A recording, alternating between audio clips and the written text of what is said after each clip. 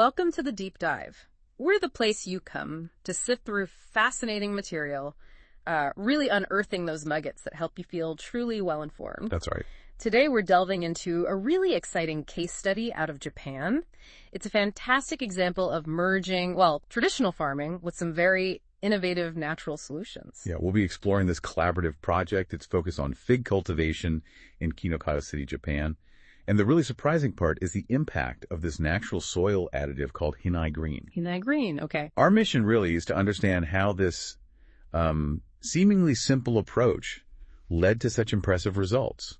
And, what that might actually mean for the future of agriculture. Okay, so let's set the scene. Our story starts in Kinokawa City. That's in Wakayama Prefecture. Yeah. Now, this is a place known for its rich land, really mild climate, just ideal for farming. A real agricultural hub. Exactly. It's a hub for fruit production: peaches, persimmons, strawberries, kiwis, figs, hassaku oranges, some of Japan's highest yields, actually. Wow. And not just fruit. They've got strong production of vegetables, too, like onions and eggplants, and they're #1 in Japan for leaf button flower production. That's quite a portfolio. It is. And geographically, you've got the Izumi Mountains north, Ki Mountains south, and the Kinokawa River running right through it. Fertile ground, literally. Absolutely. And when you have an environment like that, so focused on agriculture, it just naturally becomes a place for, new ideas. You see these collaborations popping up between the local government, universities, farmers. It makes perfect sense. Right. And this is where it gets really interesting. We meet Yasutaka Shintoku. He's a fig farmer, relatively new to it, actually, retired from a company job about 4 years ago, took over his father's fig farm back in 2016. Okay.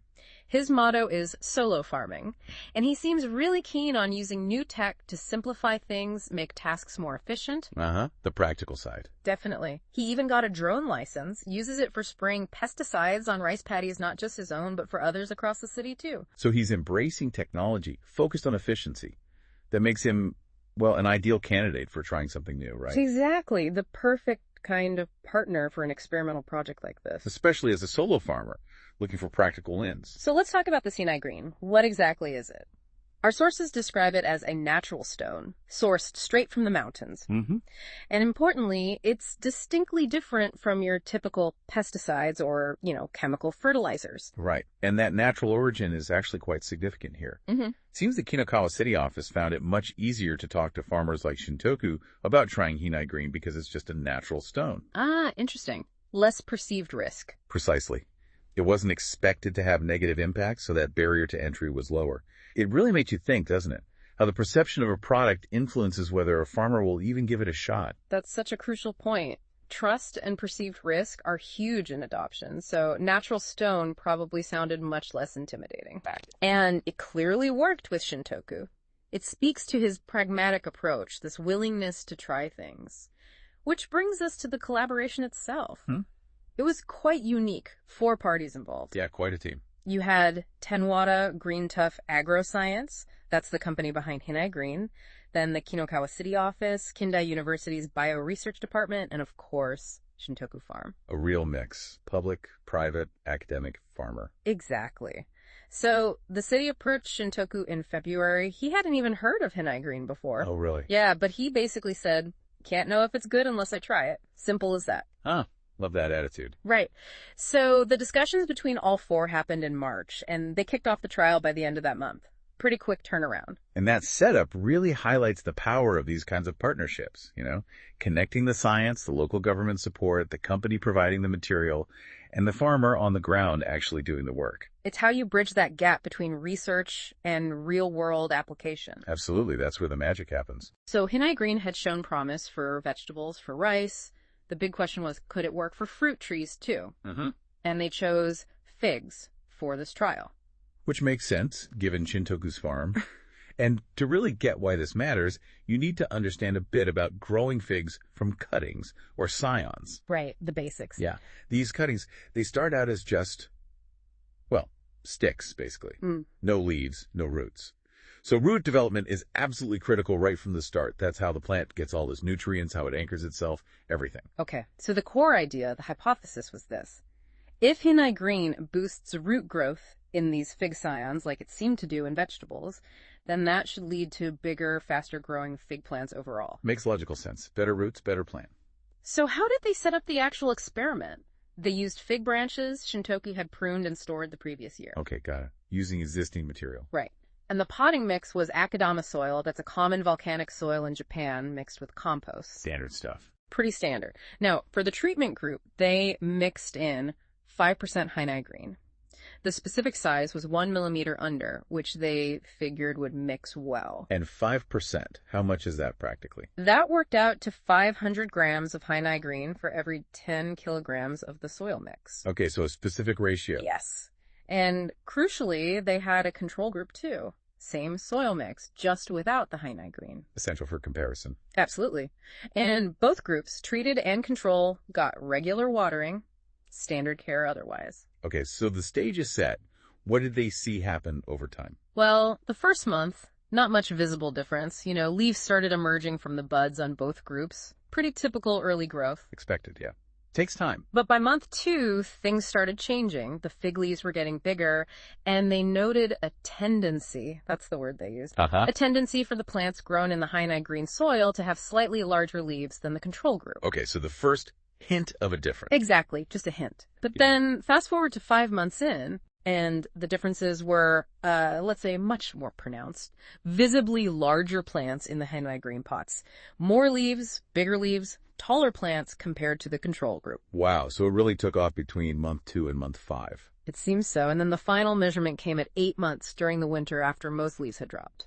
Right, measuring the actual woody growth. Yes, the length of the new branches grown that season. For the control figs, the average branch length was 22 centimeters. Okay, 22 centimeters. But the figs grown with Hinai-green, their average branch length was 28 centimeters. 28 centimeters versus 22 centimeters. That's quite a jump. It really is. If you do the math, that's a 27% increase in branch length for the Hinai-green group. 27%? Yeah. Just from adding 5% of this natural stone to the soil? Just from that additive. That is substantial. I mean, 27%, that's not a minor tweak.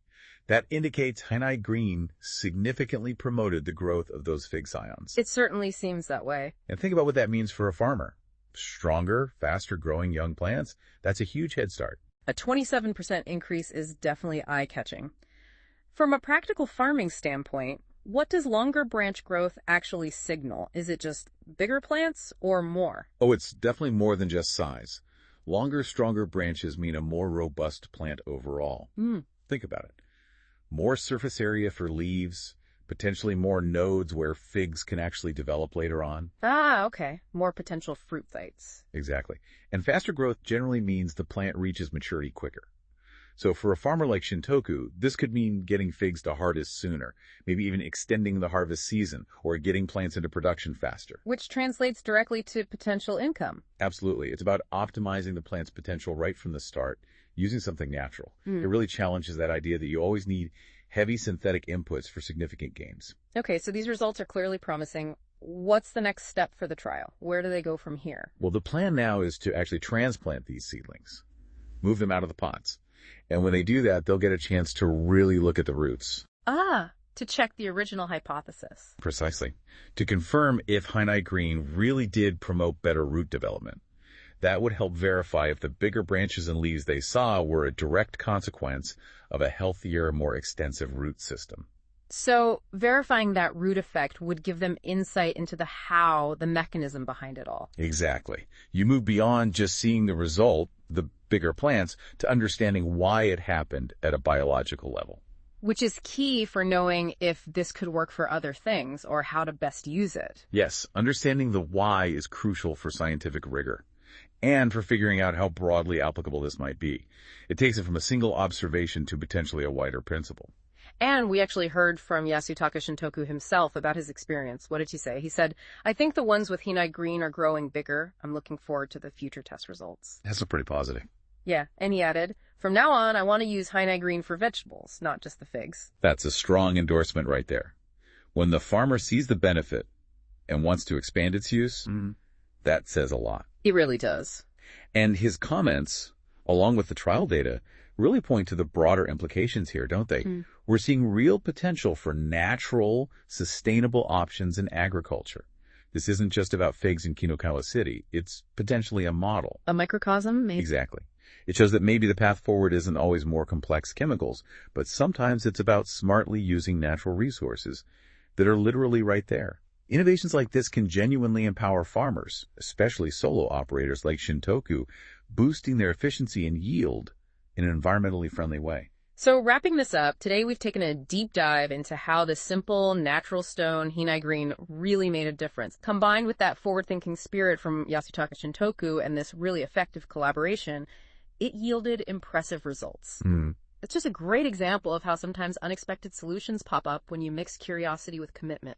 Yeah, the takeaway seems pretty clear. Sometimes the biggest steps forward don't come from complex chemistry, but from understanding and, leveraging the natural world that's already around us. So, thinking about this deep dive, what stands out most to you, the listener?